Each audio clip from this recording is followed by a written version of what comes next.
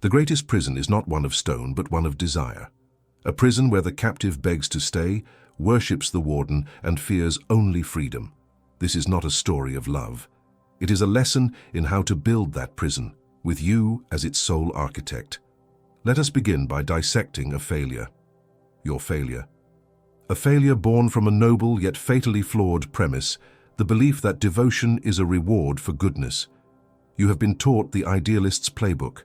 You offered unwavering kindness, constant availability, and the raw, unfiltered truth of your intentions. You were the ever-present shoulder, the reliable confidant, the transparent admirer. In the marketplace of human connection, you made yourself a free and abundant commodity, and in doing so you guaranteed that you would be treated as worthless. Why? Because you committed the cardinal sin of power. You eliminated all tension. Desire is not born from satisfaction, it is born from absence. It is the creature that thrives in the space between a question and its answer, between a hunger and its fulfillment. By providing everything, you created a need for nothing. You became predictable. And predictability is the slow, silent death of obsession. Human nature, a subject the idealist romanticizes and the prince masters, does not reward such selfless generosity. It exploits it. As the Florentine master, Niccolo Machiavelli observed with chilling clarity, men are ungrateful, fickle, false, cowardly, and covetous. They are drawn to power, not to servitude. When you offer your attention without condition, you are not seen as generous. You are seen as having nothing better to do. Your time has no value. When you reveal your admiration too freely, you are not seen as honest. You are seen as conquered territory, a prize already won and therefore no longer worth fighting for. The idealist operates on a map of the world as it should be, a world of reciprocal virtue and earned gratitude. The prince, however, operates on a map of the world as it is, a world governed by self-interest, fear, and an insatiable appetite for what is just beyond reach. Your goodness was not a virtue. It was a strategic blunder. You sought to be loved, and in the process you sacrificed the one thing that truly commands devotion: respect. A respect that is born not from affection, but from a carefully cultivated fear of your absence. Now let us discard this failed philosophy, burn the idealist's map. The true objective was never to be liked. It was never to be adored. It was to become necessary. This is the fundamental alchemy of power, the transmutation of common affection into the gold of obsession. You must stop trying to win the heart and instead begin the meticulous work of capturing the will. The heart is fickle, swayed by mood and circumstance. The will, however, is bound to something far more primal: necessity. It is tethered to a person's deepest needs, their most profound fears, and their most secret ambitions. This is the domain where the prince operates. Machiavelli wrote that men sooner forget the death of their father than the loss of their patrimony. This is not mere cynicism, it is the cornerstone of our strategy. Your task is to transform yourself into that patrimony. You are not to be a person they enjoy. You are to become an asset they cannot afford to lose, an inheritance of the soul. How is this achieved? You must cease to be a source of comfort and become a source of solutions. Study your target not as a lover, but as a grandmaster studies a chessboard. What are their weaknesses? Not the ones they admit to, but the ones they betray in fleeting glances and guarded words. What is their deepest vanity? What ambition gnaws at their soul in the quiet of the night? Identify these core needs. If they crave intellectual validation, do not offer empty compliments. Instead, become the only person whose intellect they respect, the only one capable of challenging them and sharpening their own mind. Make all other conversations feel dull and pedestrian by comparison. If they fear instability, do not offer a shoulder to cry on. Instead, become the embodiment of order and decisive action. Be the calm strategist who sees a path through their chaos, the one who provides not platitudes, but results. Your presence must become synonymous with progress, with victory, with the realization of their own idealized self. You are not a partner in their life. You are the architect of its most crucial structures. This requires a cold, detached observation. Your own emotions are a liability. Your need for their approval is a chain that shackles you. To become their necessity, you must first have need of nothing from them. You are the provider, the solver, the rock. And a rock does not tremble. The idealist gives freely and becomes a forgotten well. The prince gives strategically and becomes the only source of water in a vast desert. Every favor you grant, every piece of advice you offer, every moment of attention you concede is not a gift. It is an investment. It is a carefully placed stone in the foundation of their dependence on you. They will not feel trapped. They will feel grateful. They will feel that they have, by their own merit, found the one person who truly understands them, who truly empowers them. They will believe it is a partnership of equals, never realizing they are standing in a structure you, and you alone, have built. This is the art of the prince, to make servitude feel like sovereignty. For affection is a luxury, but necessity is a chain. The idealist seeks the heart, but the prince captures the will. Comment: power is a necessity, if you understand that real influence begins where naivety ends, and subscribe to learn how to forge these chains. You have now accepted the foundational truth that to command devotion is not to appeal to virtue, but to anchor yourself to necessity. You have abandoned the flawed map of the idealist. Now, we begin the work of the architect, for influence is not a matter of chance, it is a structure, meticulously designed and flawlessly executed. We are not here to hope for obsession.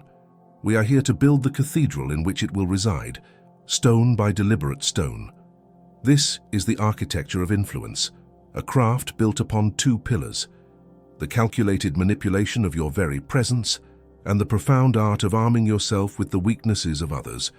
These are not tools of persuasion, they are the levers that move the human soul. The first pillar is the economy of presence and absence. Understand this: anything that is perpetually available is, by definition, devoid of value. The air you breathe is essential for life, yet you do not obsess over it until you are choking. You must become the oxygen in the room, but you must also reserve the right to create a vacuum. The common individual, in their desperate quest for affection, floods the market with their presence. They answer every call, respond to every message instantly, and make their time an open, endless resource. They become predictable, comfortable, and ultimately forgettable. Their presence is not a gift, it is the background noise of another's life. You will do the opposite. Your presence must be an event. It must be a potent elixir, administered in calculated doses, not a river in which they can freely bathe. When you are with them, you must be entirely present. Your focus, your intellect, your energy must be a concentrated force, directed solely at them. In your company, they must feel as though the rest of the world has faded to grey. You are not merely listening to their words, you are deciphering the unspoken currents beneath them. You are not just a participant in their life, you are the catalyst that elevates it. Your presence must be associated with intensity, with clarity, with a feeling of heightened existence. Then, having established this peak of engagement, you must learn the art of the vanishing. Your absence must be as profound and total as your presence was intense. It must not be a gradual fading, but a sharp, clean cut. No explanations, no apologies, no foreshadowing. You simply are not there. This withdrawal creates a void, a sudden silence where there was once a symphony. It is in this void that the alchemy truly begins. Their mind, accustomed to the peak state you provide, will desperately try to understand the absence. They will replay your last conversation, dissect your words, search for a cause. Their thoughts will circle you again and again. You have moved from being an external presence to an internal preoccupation. This is the mechanism that breeds fixation. Machiavelli advised that benefits should be conferred little by little, so they may be better savored, but injuries should be inflicted all at once. Your moments of intense presence are those savory benefits, each one a thread in the web of dependency. Your sudden absence is the single sharp injury that makes them profoundly aware of the web's existence. You are teaching them your value, not by telling them, but by making them experience the acute pain of its removal. This calculated rhythm of engagement and withdrawal disrupts their equilibrium. making you the central, unpredictable variable in their emotional life, a puzzle they must constantly attempt to solve. The second pillar, and the one that supports the entire structure, is arming yourself with others' weaknesses. This is the art of the fox, an exercise in deep psychological espionage. To the strategist, every individual is a locked room. The idealist knocks on the door. The brute tries to break it down. The prince, however, takes the time to study the lock. You must become a master of observation, a cartographer of their inner world. Listen to the things they do not say. Observe the passions that flicker behind their carefully constructed facade. What is the one insecurity that drives them? Is it a fear of being ordinary, a terror of being abandoned, a deep-seated doubt in their own intelligence? You are searching for the central pillar of their ego, that one foundational belief about themselves that they need the world to validate. This is their critical vulnerability. It is the key to the entire room. Once you have identified this core weakness, you will not exploit it in a cruel or obvious manner. Instead, you will do something far more insidious. You will become its sole protector. You will transform their greatest vulnerability into your greatest source of leverage. This is where the fox's cunning gives way to the lion's strength. Your purpose is to become the one and only person who truly sees, understands, and fiercely defends that fragile part of their identity. For instance, if you discern that their deepest fear is of being intellectually average, you will subtly construct a reality where you are the only arbiter of true intelligence. You will engage them in complex discussions, praise their unique insights, and dismiss the intellect of others as common or shallow. You will become the mirror that reflects back to them the one image they are desperate to see, the image of a genius. The validation of friends, family, and colleagues will become meaningless. Only your approval will have weight. You become their champion, their defender against a world that is too blind to appreciate their true worth. This creates a bond of dependency so profound it is nearly unbreakable. They are not attached to you, the person. They are inextricably attached to the version of themselves that can only exist in your presence. Let us synthesize these principles with a practical application. Imagine your target is an individual driven by a secret ambition they believe is misunderstood by everyone. A creative project, a bold business venture. The fox in you listens, not just to the details of the project, but to the desperate need for validation that fuels it. You see that their core weakness is the fear that this dream is a delusion. Now, the architecture begins. You apply the economy of presence.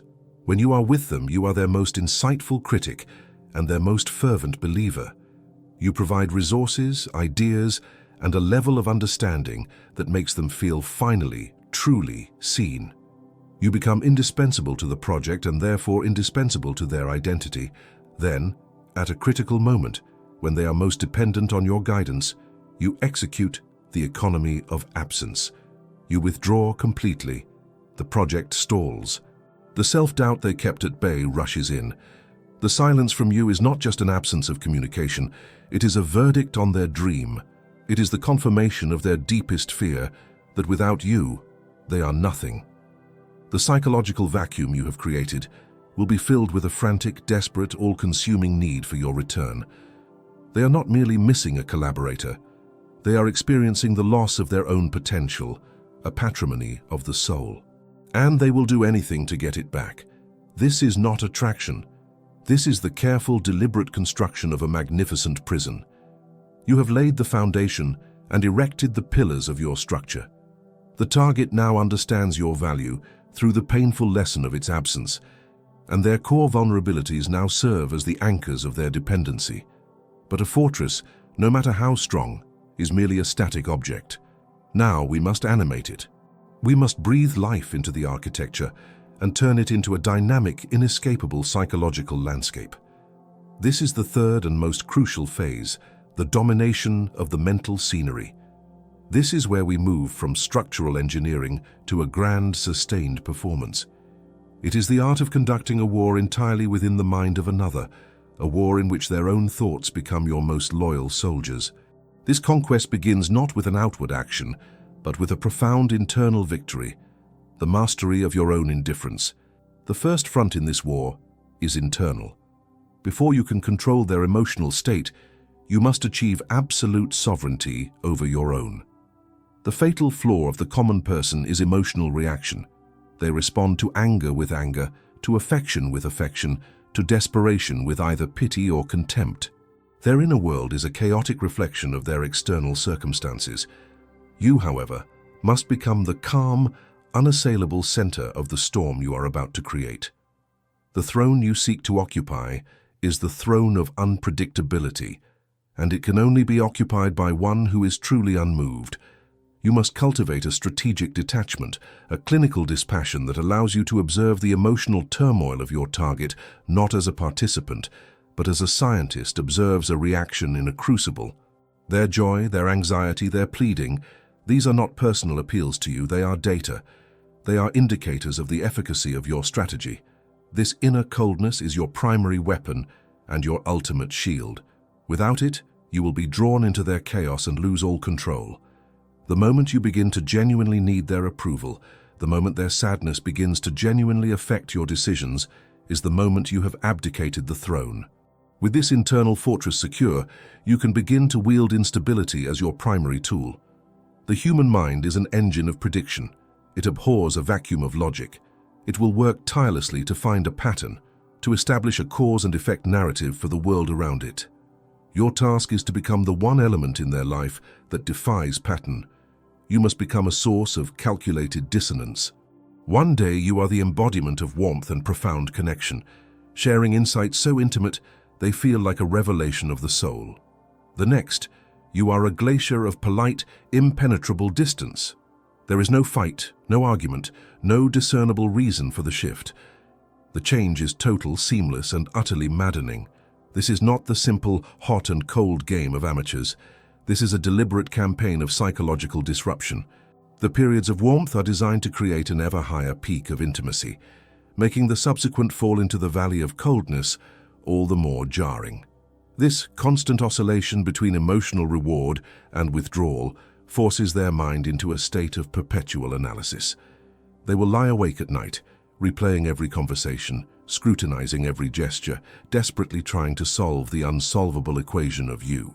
You are no longer just a person in their life. You have become their primary intellectual and emotional obsession.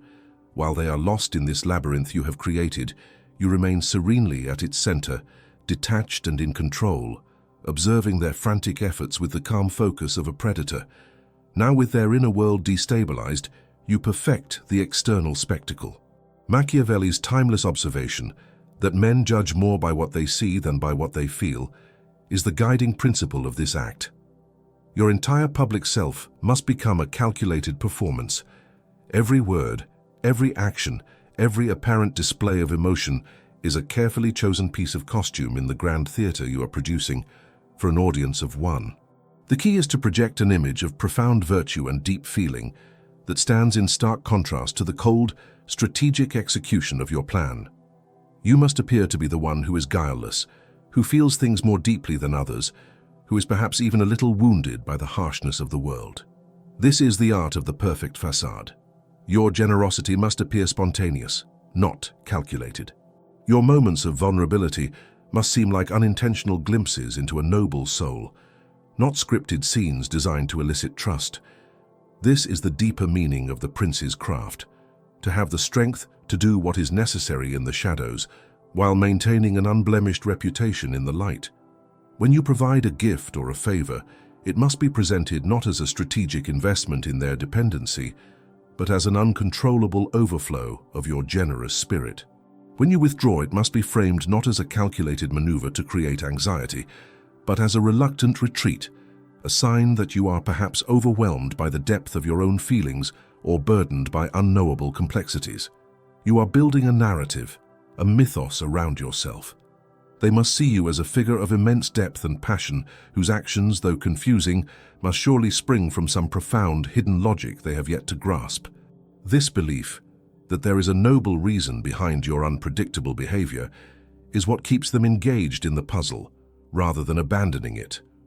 They will not see themselves as the victim of manipulation. They will see themselves as the aspiring confidant of a complex and brilliant soul, and they will work tirelessly to prove themselves worthy of deciphering you. Finally, You synthesize these elements to reconstruct the very nature of their reality. The old dilemma of being loved or being feared is too crude for this level of mastery.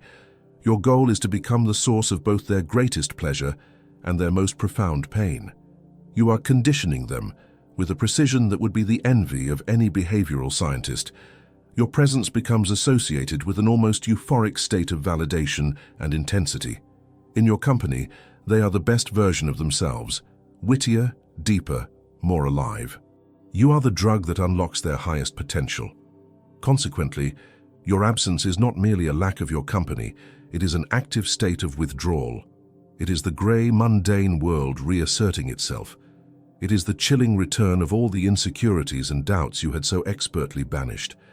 The fear you inspire is not the fear of a tyrant, but the existential terror of losing the only thing that makes them feel truly alive. It is the fear of being condemned to a lesser existence. Their obsession, then, is not merely a desire for you, but a desperate flight from the emptiness of their life without you.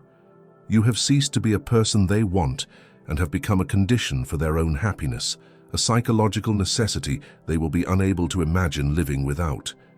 Their servitude is now complete, for they do not even recognize the bars of the magnificent cage you have built around their will. They know it only as the source of their most cherished feelings, the very center of their world. You have learned the architecture of influence and mastered the theater of the mind. You have become the calm center of a storm of your own making, a figure of profound mystery and indispensable value. The psychological stage is set, the audience is captive, but the masterpiece remains incomplete. Now, before we reveal the final, definitive stroke that transforms profound desire into absolute devotion, you must ensure you are prepared. For this final lesson is reserved for those who intend not merely to influence, but to reign. This is the application of ultimate wisdom, the checkmate of the soul. The time has now come for the masterstroke. This is not an act of passion, nor a reaction to any slight. It is a cold, deliberate, and perfectly timed execution. It is the single event that will crystallize all your efforts into a permanent state of psychological dominion. This maneuver is what we shall call the sovereign void. Machiavelli taught that a prince must know how to use cruelty, and that cruelties well used are those done all at once to secure one's position and not persisted in afterwards. The sovereign void is the emotional equivalent of this principle. It is a single, devastating act of cruelty, so profound that its memory alone will be sufficient to police the target's devotion for all time to come. Its timing is paramount. It must be deployed at the zenith of their dependency, at the very moment they feel most secure in your presence, most reliant on your validation. It must come when their world is most perfectly ordered around you, for it is only from the highest peak that the fall is truly shattering. And so at this calculated apex you will vanish. This disappearance must be absolute and inexplicable. It is not a fight, it is not a debate. There is no dramatic exit, no final words, no note of explanation. A declared conflict gives the mind something to grasp, a problem to solve, an enemy to rail against. You will provide no such comfort. You will simply cease to be. Calls will go unanswered. Messages will remain unread. Your existence in their life will be extinguished, leaving behind a chasm of perfect echoing silence. This is the essence of the well-used cruelty, its clean, surgical nature. By offering no reason, you deny them the relief of anger or the closure of understanding. You leave them with nothing but a single agonizing question: what did I do? Their mind, which you have so meticulously trained to revolve around you, will turn inward with savage intensity. They will replay every moment, every conversation, every shared glance, searching for the fatal error. They become their own inquisitor, their own torturer, and every memory becomes a potential clue to their damnation. This period of silence is the crucible in which obsession is forged into its final unbreakable form. Their reality, which was once illuminated and given meaning by your presence, collapses into a grey, formless chaos. The validation you provided is gone, and all their deepest insecurities, which you so carefully held at bay, will rush back in like a flood. They are not merely missing you. They are experiencing the death of their idealized self, the superior being that existed only in your gaze. The pain of this loss will be unlike any other. It is an existential amputation. It is here that their will finally and irrevocably breaks. The desire to understand, the hope for reconciliation, the simple need for your presence, all of it will coalesce into a single white-hot point of focus. To have you back will cease to be a wish and will become the sole organizing principle of their existence. They will be prepared to offer any concession, to accept any terms, to abdicate any remaining shred of their own sovereignty, if only to close the void you have opened in their soul. Your return, then, is the act of consolidation. It cannot be rushed. You must allow the silence to do its work, to hollow them out completely.